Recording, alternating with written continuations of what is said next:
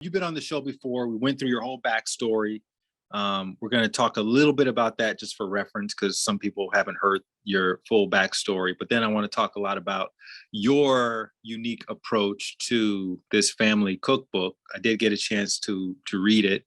I didn't read like through all the recipes, but I read the introduction and the first few chapters where you talk about the your background, and then you really you lay out a very cohesive plan for making this stuff easy, which I think is super important for people. So I think anyone listening to this conversation is going to come away from this with a better idea of how to incorporate a more holistic approach to the importance of eating. I won't even say diet, because it's a lot more than that. It's about having your family, your friends around. It's about making it fun, asking questions, having prompts so that everyone's not sitting there at the table staring at screens, and you're actually engaging with one another, you're learning from one another, and you are supplying your body with, what'd you call it? You called it bioavailable foods, which is super important. So we're going to get into it, but to kick things off, let's talk a little bit about what gives you the authority to tell us how to eat. And when I was reading your backstory, it's like, 300 plus days of fast food. I think I got you beat on that. I think we probably had like a good, it was probably, I could count on both hands when we didn't have fast food for the year. So I can definitely relate to that. But tell us a little bit about your backstory. Oh, for sure, man. So I've been in this field. I'm almost at my 21-year anniversary of working in the field of health and fitness. And, of course, I have the conventional university education background, but the primary thing is really just being able to navigate how to be healthy in a society that is largely unwell, right? So the CDC just shared their numbers from this past year. And according to the CDC, 60% of American adults have at least one chronic disease now, and 40% have two or more chronic diseases. So the majority of our citizens, the majority of the people in our community are dealing with a chronic disease.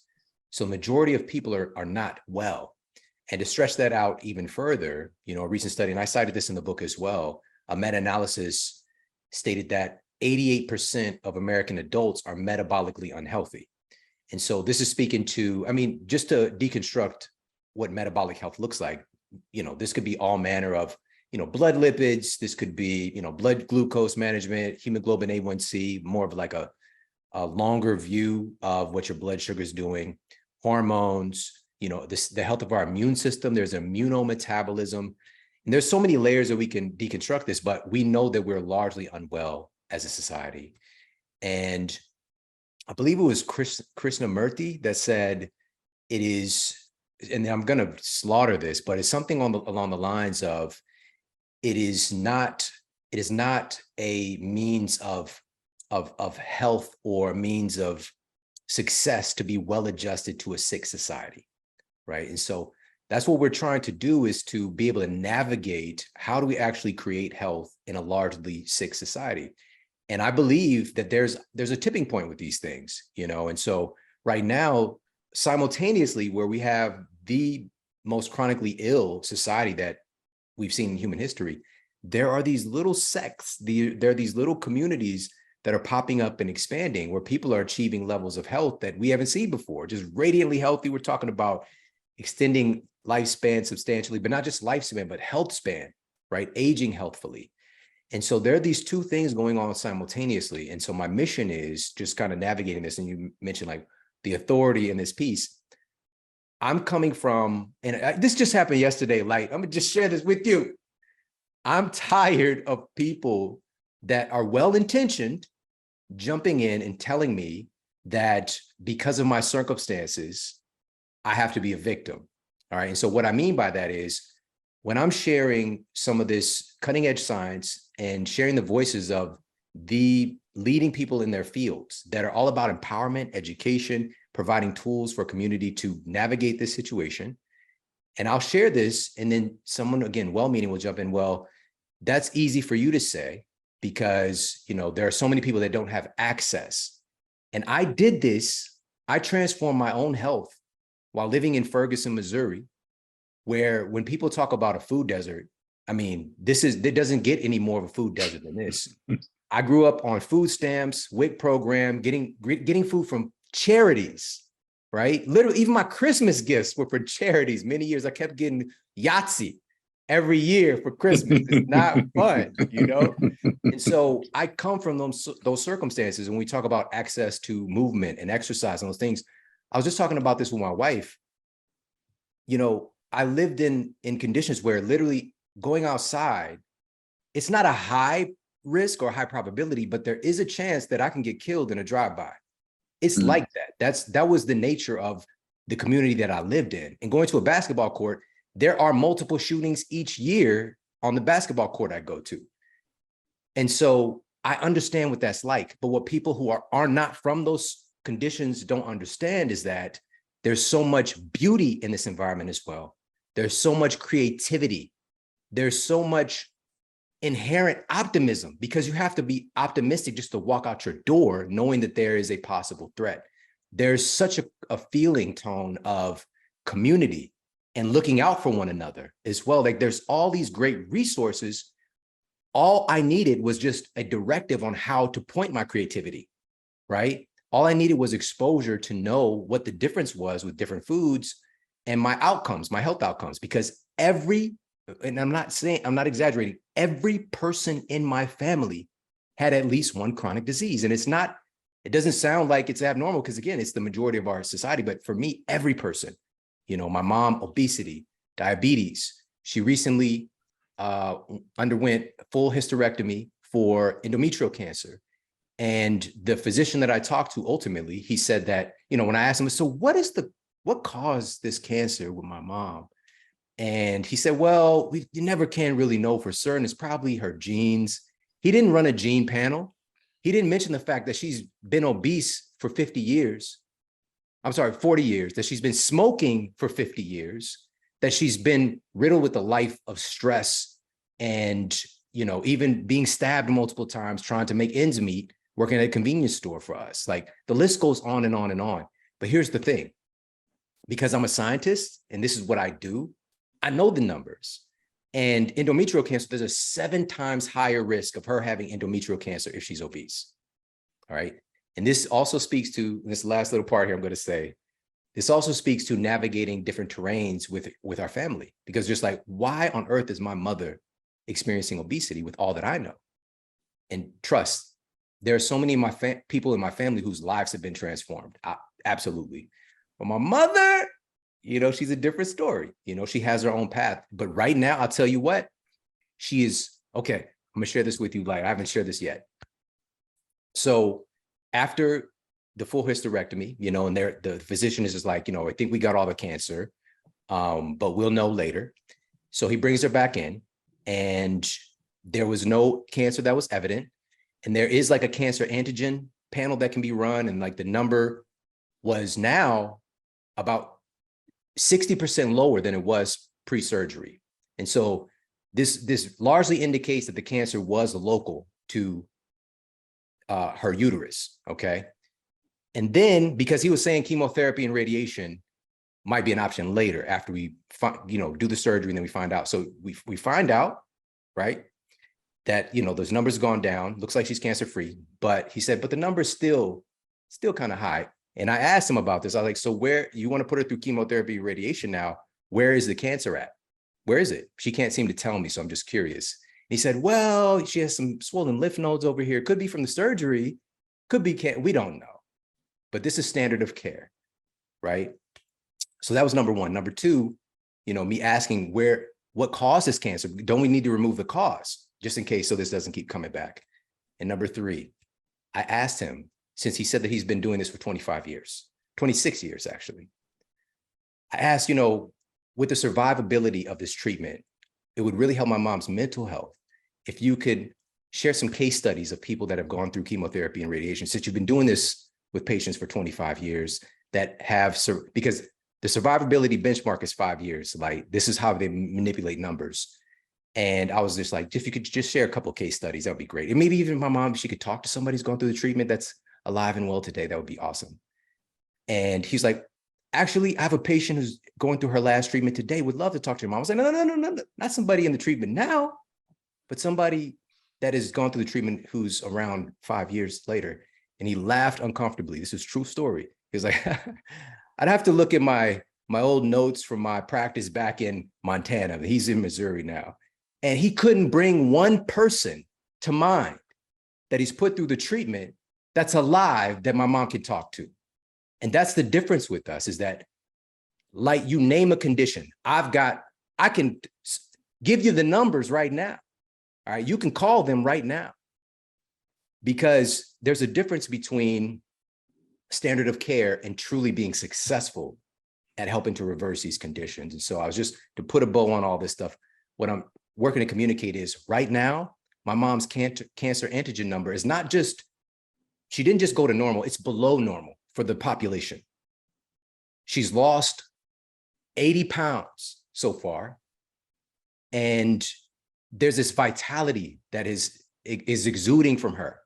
It took her to get cancer for her to change, but fortunately, she's changed. And this is what it's all about, is like, we can create a community of health within our own households, because this conversation and where I want to direct it to is about culture and how our environment affects our choices and our health outcomes.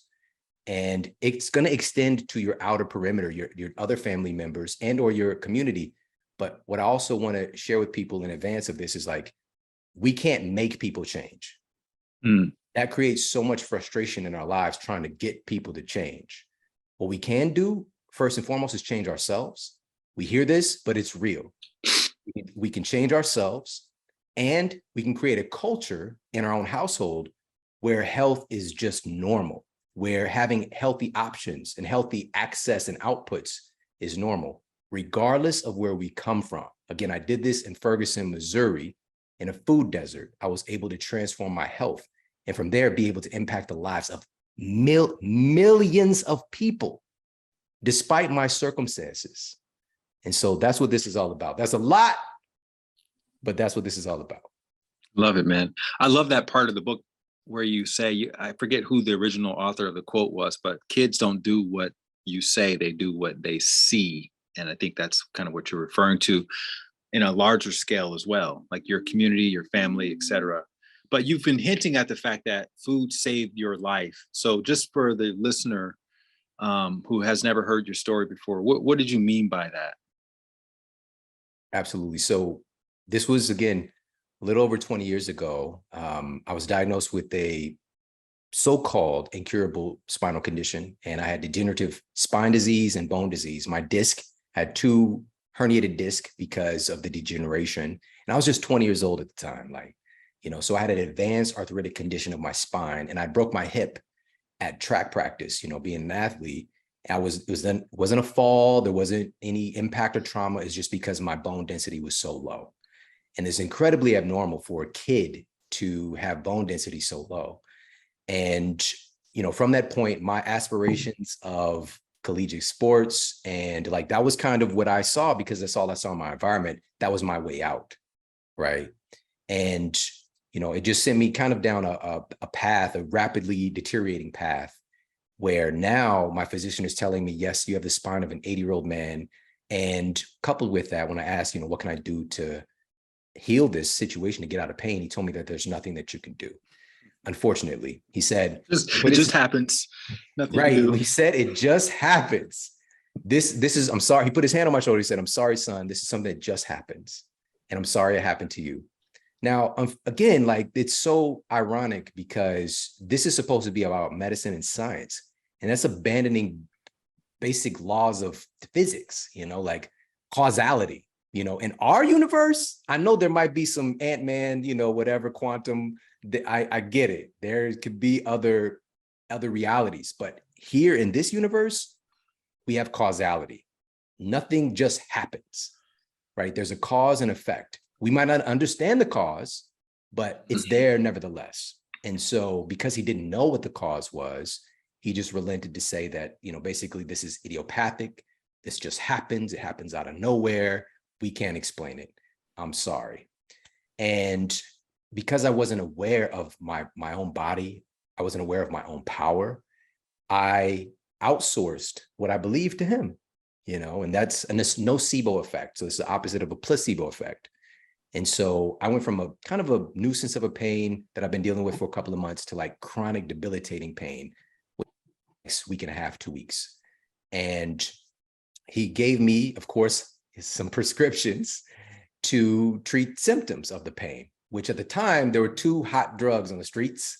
One of them was Vioxx and one of them was Celebrex. Fortunately, and I mean this literally, fortunately, he put me on Celebrex, which I ended up having some side effects that had not been diagnosed yet or hadn't had their special drug to address the side effect, which was restless leg syndrome. I didn't know that was a thing. I just be going to bed at night and my legs felt like they was trying to get up and leave me. All right. And it was happening like every night for the longest. So that's number one. But Vioxx, these are in a category of drugs called non-steroidal anti-inflammatory drugs, right? NSAIDs. Vioxx ended up killing, and this is factually, killing 40,000 Americans and injuring through cardiovascular events between 100 and 300,000, at least cardiovascular events from taking Vioxx. Okay, and a lot of this happened even in young people. All right, so there's many stories of young people, just athletes again, who might have had an injury and got put on Vioxx and ended up dying from a cardiovascular event. This was a drug that was put to market by Merck. And you would wonder, like, if they factually, this is documented, this is a fact. It sounds crazy, I know, but they killed 40,000 at minimum. It was 40 to 60,000 Americans died. You would think, okay, so did they have any kind of like, new perimeters put in place for their business dealings? Any like harsh fines? Anybody like lose everybody going to jail? None of that. No. Merck is doing better than ever today. They had like that Olivia Pope like spin, person, and they reframed it, and they're still doing business today. If you or I killed one person, all right, we're gonna have some serious problems. Let alone 10 people, let alone 100, let alone 1,000, 40,000 at least, and not to mention all the people whose lives were destroyed from the drug. And so that's just a little. How do they spin it? Being the mass serial killers, how does it come off in the news in the spin cycle? What do they say? It's everything. This is all about perception. It's all about perception. And unfortunately, what happened at the time was that they hid the data from their clinical trials, demonstrating that, hey, there's this notable higher risk of a cardiovascular event taking this drug. And they were able to effectively, again, they have the most powerful legal team in the world, pharmaceutical companies. And also looking at basically, and this is just to put in simple terms for people, and this is one of the experiences right now with the opioid crisis, is societies like ourselves, like America, this capitalist society, which there's nothing wrong with the capitalism part, but it's utilizing or taking advantage of sickness and human capital. It's essentially a place where, does this company mean more to our economy than the risk of allowing them to do business? And right now we have a society, and Merck was just a demonstration of that, where these pharmaceutical companies mean so much to our economy, right? It's just the framing. We have a $4.2 trillion healthcare system here in the United States as of last year. And this is like somewhere around 20% of our gross domestic product, all right? Like our economy is dependent on sickness. It's dependent on pharmaceutical companies to treat these diseases. And it's one of the most surefire bets to put your money into pharmaceuticals, because that's just going to keep going up versus a lot of other things that are uncertain in our society. And so that's part of it. And we could do a whole show just talking about that. But yeah, just to finish off the story, getting put on this medication, I was obviously not getting well. And now that I'm getting a permission to give up, I'm getting permission from the physician to basically also he gave me bed rest. So I didn't have to work. You know, I had a note from the doctor, and that's kind of like the dream, right? I don't have to work. I get a little workers' compensation. You know, I'm living in the hood. I'm living in Ferguson, Missouri. You know, it's just like now I'm not doing anything. And so not only is my spine and my bones atrophying, the rest of me is. And now I'm gaining all this excessive weight. And, you know, it's just a snowball effect of being unwell. And, you know, just to fast forward the story, because obviously it has a happy ending. It took 2 years, but everything changed. And I had to hit rock bottom, man. Like, you know, it was dark. It was dark. I was in chronic pain. I felt alone and isolated. I very much was. And it was just a little glimmer of hope. And this could come in so many fashions. You know, for me, it was my grandmother. And, you know, just in that moment of seeing this, another doctor getting another opinion, him telling me the same thing, just thinking of my grandmother and her picture's over there on my bookshelf right there. She's hugging me at my wedding. This was before she passed away. But she would call me and just like, it was getting on my nerves, you know. It's just like, I'm fine, grandma, you know, I'm fine. But she knew I wasn't fine. And she had invested so much into me, so much love, right? And that ingredient is invaluable. Like you can't really even, it's an energy thing. There's an energy transfer that she was pouring into me every day. She loved me so much.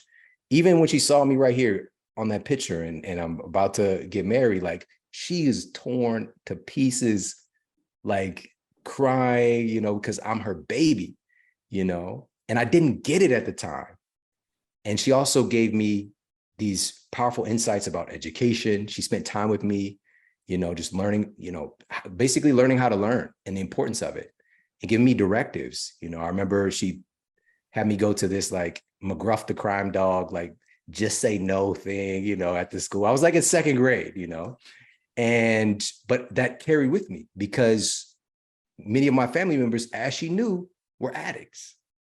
And I have like this thing that's just like, no, I don't want to do that. I don't want to feel like that. I don't want to lose my ability to control what I can control and control my own body. But some of that had got muted. And so just thinking about her really invigorated me to say, you know what, enough is enough. I've already blamed everybody that I can blame. I've been pointing the fingers and I'm not getting anywhere. And so everything changed when I just decided to take responsibility for my health, stop outsourcing my potential to others. And also being somebody who, athlete, working in science, having a pretty strong grip on the English language, you know, from just my background in writing and different stuff I was doing in college and doing research. I didn't just like decide to get well and it just happened. I also put a rational plan together and focused on giving my body, like you said when we was getting started, eating fast food. I was eating fast food 300 plus days a year, real talk. And I was making my body out of these very low quality materials and I didn't realize it because again, it's just normal in my environment. And by me making the decision to get well, suddenly the things that were always there, I can see them, right? Like one of them was my friend who I've been talking to, you know, seeing on and off for a couple of years. She was in chiropractic school. I just thought she was so weird. Her and her friends, I just thought they were weird. Like, why are you guys, you know, cracking each other, whatever, and it's like weird food stuff. But now that I basically changed to a different station, she ended up taking me to Wild Oats, right? And so in St. Louis, by the way, again, number one, St. Louis, even this past year, this was the murder capital of the United States. You know, there are other cities that sound sexier, you know, Chicago or whatever, you know, New York City, no disrespect, but St. Louis is a very dangerous place to live. And so being in St. Louis is also is one of the most chronically diseased states as well, as far as heart disease, diabetes, obesity, the list goes on and on. We're not doing well there. And there was one Wild Oats in the entire city. St. Louis is a big ass city. Mm-hmm. And one Whole Foods in the entire city. I live in LA now. I could throw a rock any direction and hit a Whole Foods. It's crazy, you know. So just even the access to like that thinking, organic food, this kind of thing, you know. But she took me to one, and they had some books there with a bunch of peer-reviewed studies as references on like healing degenerative disc disease and increasing your bone density and just like all this stuff that my physicians didn't give me any. They said I can't do anything about this, but the data says different. And so I just started to put those things into place, flooding my body with these new building blocks. You know, I changed my movement practices from none to progressive, you know, just a little time on the bike, you know, stationary bike, to walking, doing a couple of weights. And once I got out of pain and not on these medications anymore, I could sleep well. You know, funny enough, with Celebrex keeping me up at night with my legs kicking. And now that I'm sleeping well, this is when you really repair yourself, is when you're sleeping, when you're recovering. So I got better so quickly, man. And eventually 9 months later, I got a scan done on my spine. My two herniated disc had retracted. Now the degeneration that had my disc looking like these thin, like dark objects. Now there was like, I could see the light shining through them. They were more thick and robust. Like that's not supposed to happen. And that led into my career path, which I shifted over my course study, you know, doing more in biology, working with people at the university gym, and eventually opening my practice, you know, as a nutritionist, started writing a couple of books. I met Light out on the street walking one day, and it put me right here to talk to everybody. Beautiful, man. That's lovely. I wish we had more time to get into some of those details, because there's such good stories about all of those things you talked about. I want to do a sort of semi-speed round, because I have a lot of notes on some things I saw in your upcoming family cookbook. But it's not, I hate saying it because it's not just a cookbook. It's a lifestyle manual, really, is what it is. And although I'm no authority on cookbooks, I have interviewed several people who've written cookbooks, and I've never seen one like this before. So you come from a very strong scientific background. You know how to read a study. You know how to assess other variables outside of food that can help people in establishing good health. And I want to start with this idea of bioavailability and what that actually means in real world terms. So if you're at the grocery store, let's say you're at someplace that's not necessarily known for organic whole foods. You're at like your Piggly Wigglies or your IGAs or, those kinds of places. And it's full of boxed items in the middle and some conventional stuff on the edges. What is bioavailable food, and how do you find it? Great question, man. Great question. All right. So to make this super simple, there are essentially two different food substrates that we're all consuming today, right? So we have ultra processed foods on one side of the spectrum, and then we have real foods like undenatured, whole, real food.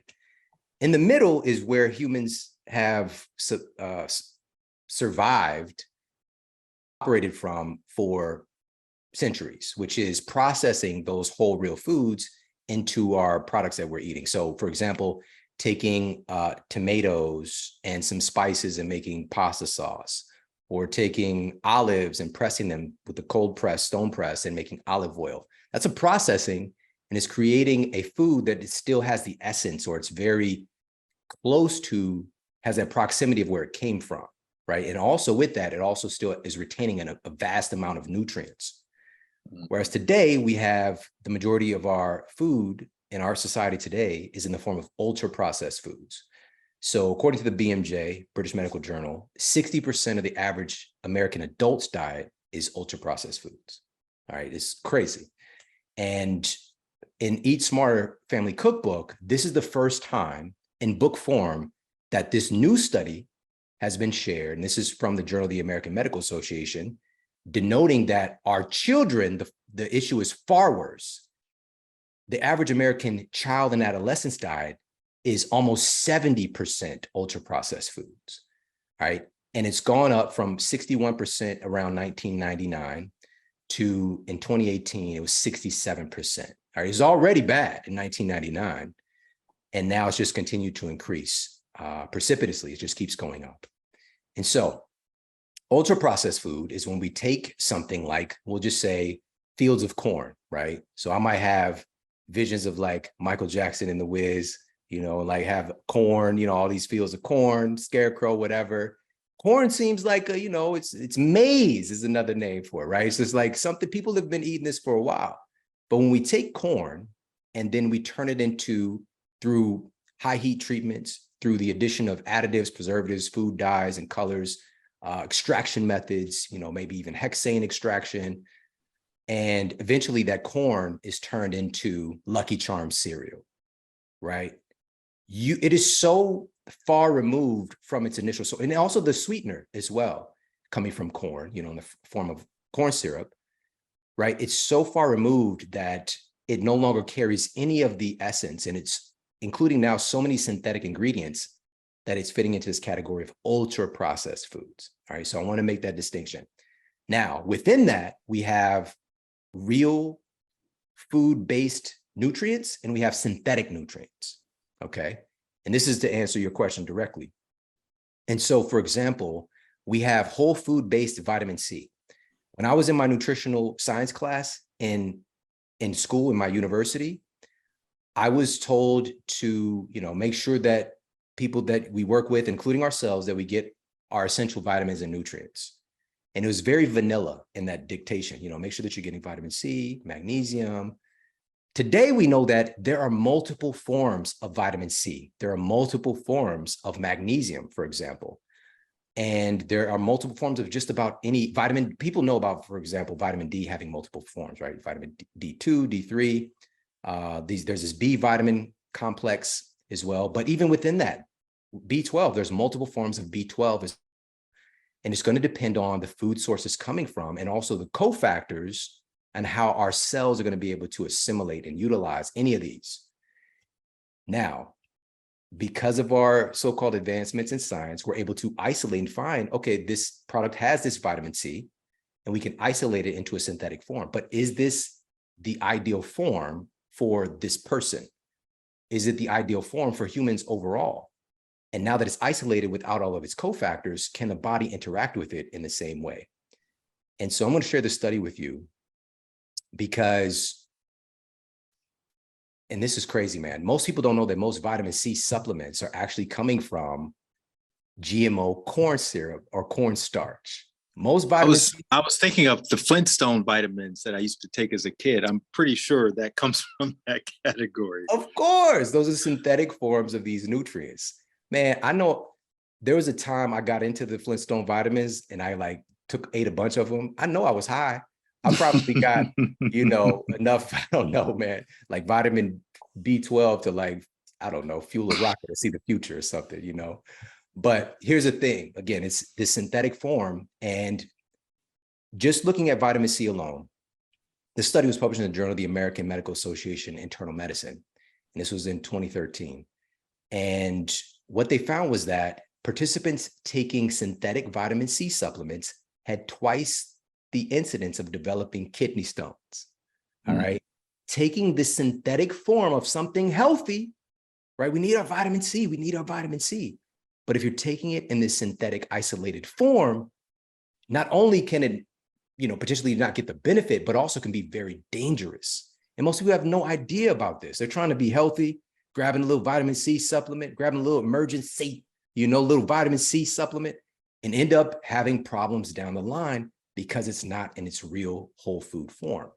Now, what does that look like? Well, obviously, getting vitamin C from real whole foods is the ideal thing because our genes have been interacting with that forever, all right? And if we want to up-level that, right? So maybe we're trying to get a vitamin C supplement because we're in need of it. By the way, vitamin C is essential, yes, for the function of our immune system. That's what most people know it for. Vitamin C is critical to your skin health. It's critical for the regulation of cortisol and your stress management. One of the fastest ways to deplete your body's reserves of vitamin C is going through a stressful incident. Your adrenals just dump out vitamin C and it's getting wiped out. And let me give you an example here of a good whole food source of vitamin C. This is from a randomized placebo-controlled study. All right. So it's gold standard, published in the Journal of Cardiology. And they had people with a habit that drains their body of vitamin C to take a vitamin C synthetic supplement or a whole food-based vitamin C source. And I'm going to explain what that is. And so these were people that were smoking. So these are habitual smokers, and they were giving them either synthetic vitamin C or a whole food concentrated vitamin C from a berry called camu berry, all right, CAMU. And so over the course of the study, they tested all their biomarkers, and they found that taking the whole food form of vitamin C in the form of camu berry led to significantly lowered oxidative stress. So it's kind of like slowing down the aging process and oxidation of their cells, and lowered their inflammatory biomarkers. So this could be things like C-reactive protein, homocysteine. Basically, inflammation was going down, and inflammation is tied to a lot of chronic illnesses. What's more, there were no changes in the synthetic vitamin C group. All right, no changes, none. And again, it's just like we're getting marketed to get these things in, right? This is a strategy, and I talk about in the book, of health washing, right? Using something that the public knows to be healthy, but then turning that into something that is far less efficient or lacking efficacy, because you're not really getting the thing that you think that you're getting, right? You can slap gluten-free on something, or fat-free on something, or rich in vitamin C on something. But in reality, it's an ultra-processed food that doesn't really have the goods. And so I hope that makes sense, to really have that distinction between synthetic and whole food-based nutrients. I was in this grocery store not long ago, and I was looking at the ice creams, and they were like, excellent source of protein. I was like, come on, man. Y'all doing the whole bait and switch. Cool, man. So what all this reminds me of when I read your book in terms of the holistic approach is the idea of the blue zone, right? So people have this idea that, oh, people in the Mediterranean, some people in Japanese cultures, they've created this cultural environment where there's movement, there's community, there's eating whole foods, and that ends up not just even extending life, but increasing the quality of life. And what you're essentially writing about in this cookbook is that you can create your own little sort of blue zone in your household. So let's just go through some of the things that someone listening to this week can implement, whether it's bringing the family together more, whether it's structuring the kitchen differently. What are some of the things that you talk about in the book that can help someone sort of create that same kind of zone that will enhance or optimize for health, for longevity, for connection? Awesome. So the blue zones paradigm is really great because it brings to bear where certain spots around the globe have these higher rates of having centenarians, like people that are living 100 years and beyond, and oftentimes healthfully. And now here's what's not often talked about, is that there is a diversity of diet frameworks in these different places, because we tend to get into this like, well, they're doing this one thing over here, it's a vegetarian over here, it's, a pescatarian over here. That's the thing. That's what's going to help you live be 100. And in reality, these diets are diverse. Certain places in Italy, for example, they're eating a certain food, a nice proportion that might be seen as a dirty word in the form of pork. All right. So it's just like, there's these different diets at different places, but here's what the real ingredient, the number one ingredient seen in the data. And I'm not just saying this is based on a meta-analysis of 148 studies. So a meta-analysis is looking at all these different studies to identify what is the real causative agent here. And so this was a meta-analysis of 148 studies and over 300,000 participants. This is a large data set. And it uncovered that adults with strong social ties have a 50% boost in longevity. Said another way, and this was from researchers at Brigham Young University, they identified that having strong social connections basically reduced the risk of death from all causes by 50%. That's the tying factor of all the blue zones, is community. It's the social bonds, because it is a powerful epigenetic factor determining how our genes are getting expressed, determining how our DNA is operating, our telomeres, and how, basically it's a biomarker of how long we're going to live, how quickly we're cutting off or shortening our telomeres is going to be based on our feeling of connection, our feeling of community and support, our feeling of contribution. These are all deep needs. And we know that isolation historically means death, really. We have a deep ancient programming to know that isolation from the group is extremely detrimental to survival. We need each other. And so with that being said, I leaned into this and looked at the social implications of our food choices. I looked at the social science aspect I couldn't believe how overlooked this was, because what we try to do when we're trying to eat better or get people to eat better, even again, we're well-intentioned, is like giving out commands and telling them like, do this, eat this thing. And it's kind of like treating a symptom with a drug. It's not addressing the root cause. And so very likely the behavior and or symptom is going to keep popping up. And the root cause of our food culture today and the food choices that we make is the environment. Because we're going to eat what's around us. For the vast majority of us, it's unconscious. We think that we're making choices about what we're eating, but we're going to eat the foods that are a part of our culture, right? So whether it's a culture in Maui, whether it's a culture in Nairobi, whether it's a culture in Hong Kong, the culture that you're around, you're going to eat the foods that the culture promotes or has available or that you see in your environment.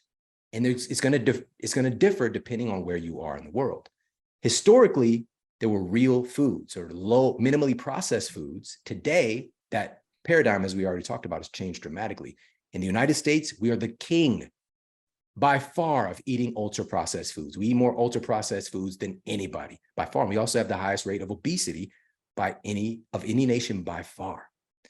And the same thing with our chronic disease rates. Now, many other countries are catching up. So let me not say by far. There are some other countries that are catching up. But we are really a dominating force in this. And I feel that we can also be a dominating force, or a benevolently dominating force in change and demonstrating what's possible and turning this situation around. But we're going to have to be able to identify that there are very powerful entities, corporations that are profiting mightily. We're talking about to the tunes of billions, trillions of dollars from our collective sickness. It requires sickness in order for the business structure to be successful. And like, that's twisted, And so with that being said, moving into, okay, so how do we influence our own genes, activate our own kind of longevity genes, and being able to mute genes related to accelerated aging and inflammation and the like. And I went through, this is, like you said, there's never been a cookbook like this, because there's over 250 scientific references in a cookbook. This has never been done before, but also in a way that's fun, that's colorful, that's explained in very clear language, where it's just like, oh, that makes sense. Oh yeah, okay. And so here's what changed. And here's the big mission behind this, is that I'm teaching our society, our communities, to leverage social science to make healthy choices easy, to make it automatic. And so what I mean by this is, one of the most powerful unifying factors that we evolved with, food previously to the last century, we're talking about all the thousands and thousands and thousands of years before that, it was about community. It involved community. And we gathered food together, we hunted together, we prepared the food together, we ate together. This was all a community integration. That experience is now on the endangered species list. And my question was the way that we were eating, not what we were eating, protective in some way for human health? And the data that I came across blew my mind. One of them, which has been a long-running study by some researchers at Harvard, and I've got a bunch of colleagues there, and they've been tracking family eating behavior for years. And it was just like a treasure trove of information. And so what they found was that families that eat together on a consistent basis have significantly higher intake of real whole food nutrients and higher quality foods, and a lower intake of processed foods and things like chips and soda. Again, not to villainize those things, but that was a dominant part of my diet growing up. And so that is just like, okay, that's interesting. And so I took it a step further and I came across a study, and I broke it down in the book as well. And the study basically found that children, in particular, this impacts children more than anybody, that ate together with their family 4 days a week had a significantly higher intake of fruits and vegetables. So about 5 servings a day, most days of the week, and dramatically lower intake of processed foods. And what jumped out at me about that study is these were kids from minority families that would generally be in the context of low income communities. And so it's just like, even where I come from, just eating together, which I'm not exaggerating, like I could count on my hands how many times I actually ate together with my family growing up. We ate at the same time a lot, but we just grabbed food, dispersed. I'd eat with my brothers and sisters, but most of the time we're not eating along with our parents. And this leads to one other study. And this is the objective for today, my challenge to everybody, but also a good challenge, a fun challenge that you're just going to reap a lot of benefits from. And this was a combination of different studies, but one of them was published in the journal Pediatrics. And what the researchers uncovered was that families that eat together, any meal that eat together 3 times a week, at minimum, just 3 times a week, the children in those households had significantly lower rates of obesity, lower rates of disordered eating, and downstream metabolic issues just by eating together for 3 times a week. And so my challenge that I want to pose everybody is to make it a mandate, schedule it, because especially today, we got so much going on. Make it a must, put it on the schedule, because if we don't schedule it, it's not real sometimes today. Pick 3 meals a week, and whatever that looks like. This could be family dinner on Tuesday and Thursday and family brunch on Sunday, right? Give your family this fortification, give them this advantage by eating together. And of course, I deconstruct in the book why this has this impact as well. One of the things that can jump out and might seem a little bit obvious is just the intention that goes behind it. There's inherently, if like we got a family dinner on Thursday night, this can invoke some planning, right? So just being able to think about, okay, well, this is what we're going to eat. And even if we're ordering in from DoorDash, like just making it a mandate in the house that we eat together on these days, because the dinner table is also a unifier. It's a communication channel to connect, to feel heard, and to be able to listen and experience what's going on in the lives of the people that we care about.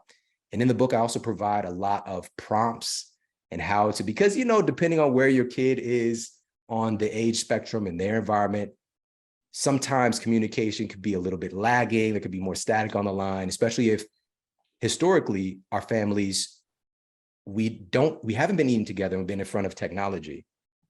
The way to change, and how I've been so successful in this field, is I'm not just taking away things that people enjoy, because we enjoy our technology. We have to make it something of equal or greater value. And so adding in these prompts and these tools to make the entire food experience more fun, more rewarding, and also giving these tools to our children to move forward. Because another one of the studies that I shared, and I couldn't believe it, the majority of children from our most recent generation don't know how to prepare food for themselves. They don't know how to cook. And so what are they going to do? They're going to eat more ultra-processed foods because they don't even have this valuable life skill. And so it's really, again, this is a change agent. This book is so powerful, and so it is absolutely rich in science, yes, but most importantly, it's like change that we can eat. We can eat change. We can actually, because food is not just food, it's information, right? And so being able to enjoy this process, having delicious food, having increased connectivity within our family structure. And here's the bottom line reason why I wrote this book at this time. And I feel like this is my life's mission. I've written books in the past, they've paradigm changers. So, Sleep Smarter was the first sleep wellness related book to become an international bestseller. I've got so many of the translations back there on my bookshelf, all foreign. We have like 22 different foreign publishing deals. Man, it's crazy. It's crazy.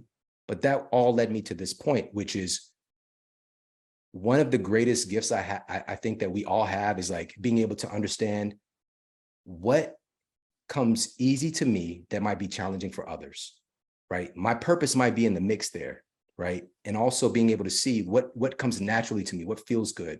My family. I've demonstrated, I've proven that this model works. And so we get to be a model to show families what is possible.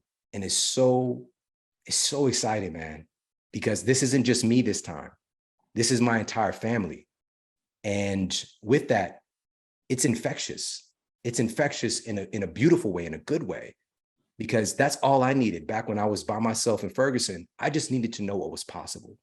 And even if I could see somebody that even looks like me, for example, like any kind of connectivity, right? So maybe it's whatever that quality is, you know, if it's a busy mom, my wife is busy. You're going to get to hear from her and her perspective and her story along the way. You know, my sons, I've got a 22-year-old son and an 11-year-old son. I've got the spectrum of age brackets. Like, how does this stuff work for them? You know, how are they showing up? What is their life experience like, really?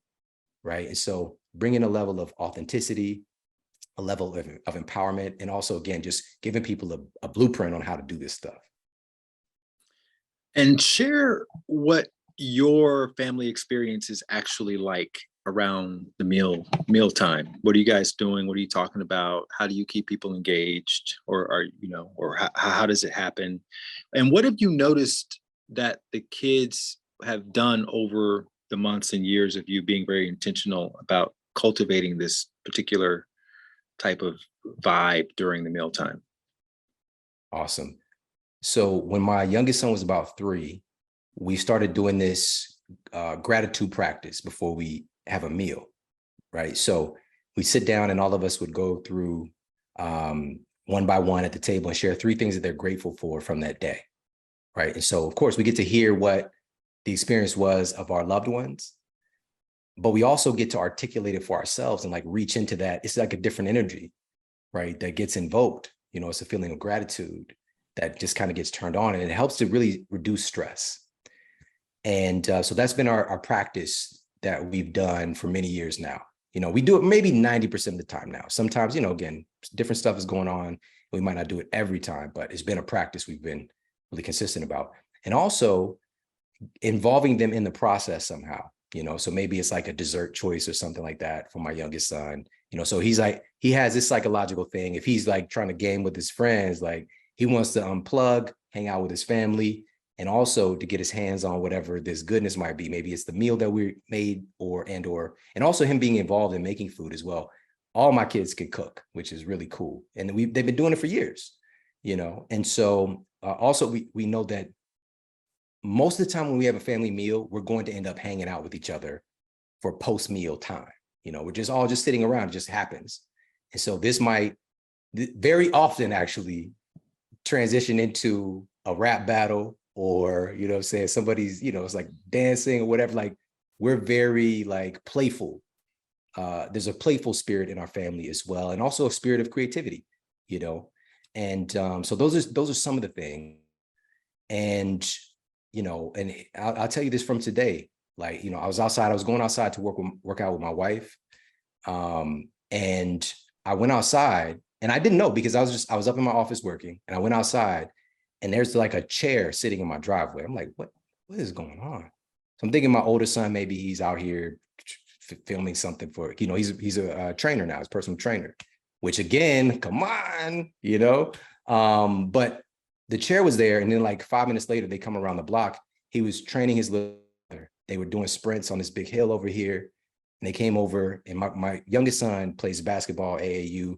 And so my older son was just like sitting in the chair in the middle of the street, you know, and just basically having him run drills and like giving him hand signals from the chair. It was just like, bro, and we all out here together, all 4 of us. It was not planned, but it is a part of our culture.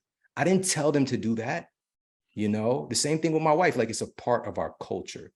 And yes, life can pull us in different directions. We can get stressed. We might fall off here or there, but our baseline is that of fitness and family and connectivity. And I know it's possible because I don't come from that.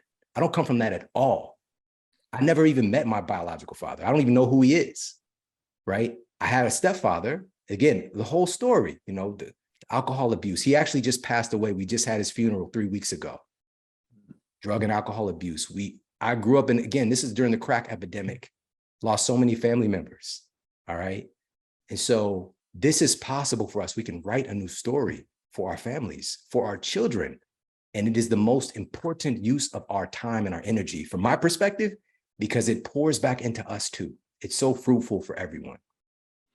So let's say you're listening to this and you live with other people and they're eating, the 12-year-old standard American diet. And you think, okay, well, I don't want to eat any more seed oils. I don't want to eat any more high fructose corn syrup. I don't want to eat any more fried foods. How do they do that? How do they take your book and inspire the people around them to start to integrate some of these suggestions to change the culture of that house?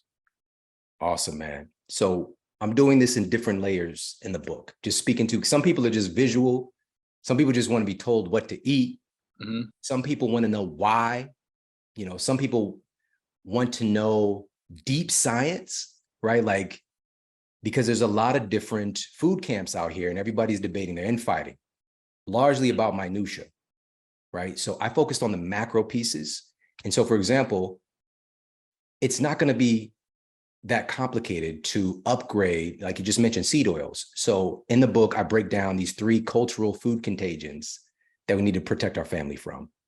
And just to give a tiny summation, one of the studies that I referenced in the book regarding canola oil, vegetable oil, and it was research published in the Journal of Inhalation Toxicology. This is the top journal for toxic substances and how inhaling them can cause problems.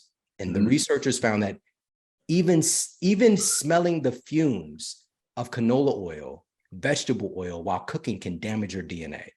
All right. That kind of information isn't just out there, on a, random book or random post, and of course with social media, there's some great stuff out there, but there's a lot of garbage too. And there's a lot of here today, gone today. But to be in this format in a book that has such a big reach, I think it's going to make a huge impact. This is something we did not evolve. It is a newly invented ultra processed food. When it boils down to it, canola oil, quote, vegetable oil, which soy oil, corn oil, the list goes on and on. These are ultra processed. They have to be treated with extremely high temperatures that cause vast denaturing of the fats, oxidation, and also they're treated with deodorizers. And they're also, they're utilizing chemical washes. The list goes on and on to try to create this like uniform product. So what I did was, yes, hey, this is an issue here. This is what you do instead.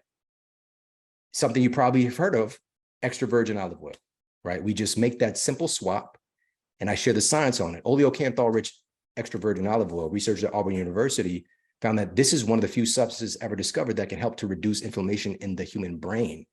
There's something about this oil that is restorative and protective of the human brain. Like that's where it's controlling so much of our reality, our bodies.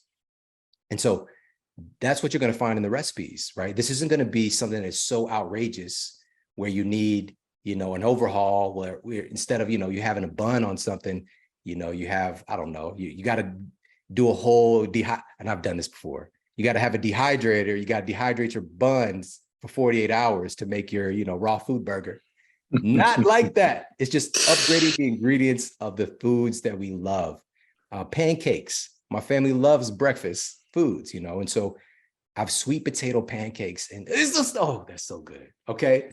But what I'm saying, like my mom, for instance, like I'm all in on olive oil, but if she's cooking, she likes to cook with Crisco oil, So same. That's what how do you do it? You have to say, hey mom, I'm gonna cook for us. Do you take that cookbook and you just cook, or how do you inspire people to use these other healthier ingredients? Because they're not interested in hearing my opinions on canola oil and if you breathe it, it's gonna mess up your health and that kind of stuff. Yeah. They're like, again, whatever. I came from that too, Crisco, and then we switched over to vegetable oil because it sounded healthier. Yeah. But it's not broccoli oil. It's not asparagus oil. It's just like, again, it's health washing. And so there's 2 parts to that. What I did before writing this book, And again, like I'm very grateful for my background because it enabled me to ask these questions. And I asked, like, how do people use cookbooks? Like, or how do people actually use them? And I surveyed, I mean, people from, online further reach to like literally just people in my block, in my neighborhood that I might say hi to. I start interviewing them basically and just ask them like, so how, when you have a cookbook, like, do you read it cover to cover? Do you go right to these? Is there anything particular that, jumps out at you and makes you like really use a recipe book a lot? And I found out that demographics use different cookbooks differently. Generally, men just they see a picture they like, you go make the picture, say what's on the picture. Whereas older women tend to, a significant portion, read cookbooks like cover to cover. They want to know what's going into this. They want to know like what is the kind of framework or the principles they're going to be following. Not all, but a significant percentage. And I was surprised by that. And that's what drove me to make the front portion of the book so beautiful and inspiring and information rich. But again, in a way that's not invasive, that's kind of fun and inviting.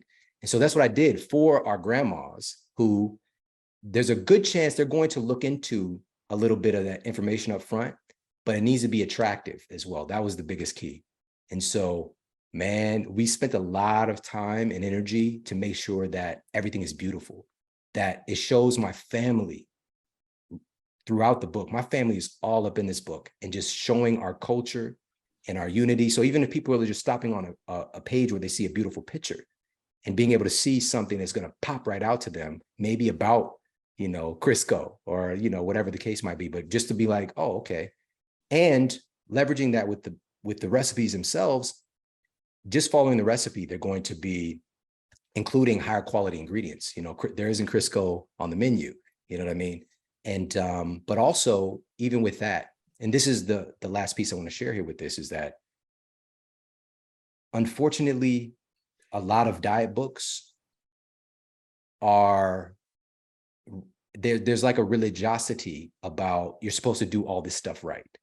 And also there's this movement that has happened in recent history of like eat to live, don't live to eat, right? So like food should be fuel.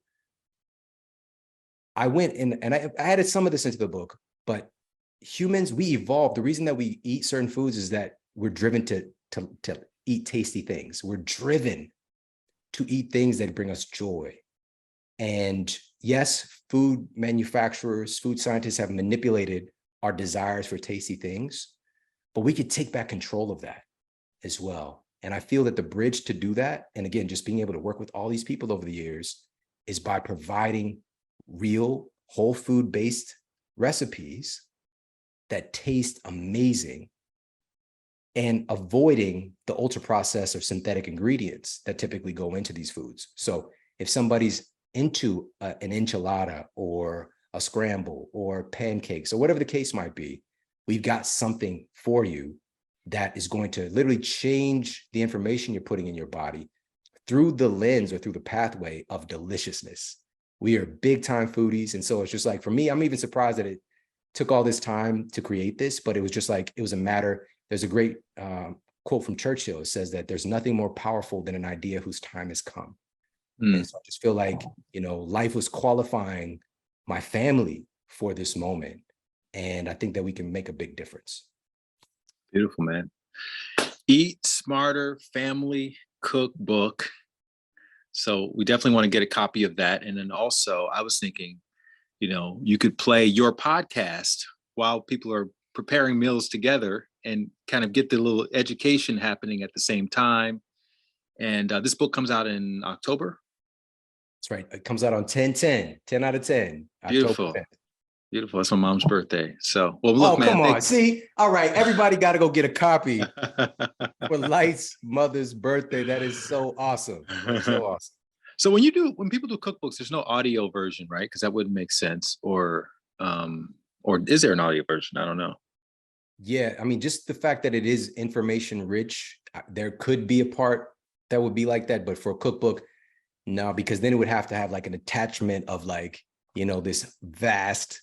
So yeah. There is an audio, well, but the physical book, there's the digital brand of it, and people can find all of this stuff and all the bonuses as well, because you have a summit that people get free access to is the ticket for the summit is $300 and it's free for people when they go to eatsmartercookbook.com. So you get access to the summit. We've got speakers like Layla Ali. Everybody has kids. So they're not just like telling you theory, Right.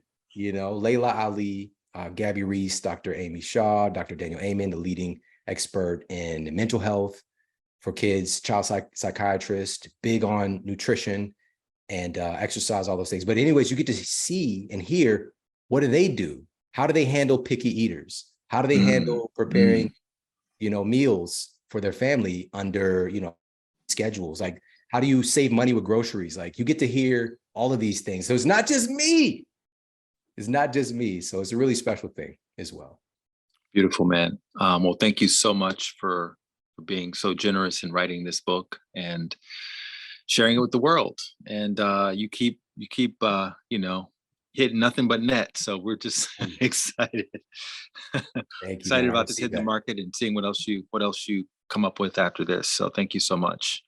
It's my honor. I appreciate you, man. Thank you. If you like that video, you're going to love the next one. Click this thumbnail right here, and I'll see you over there.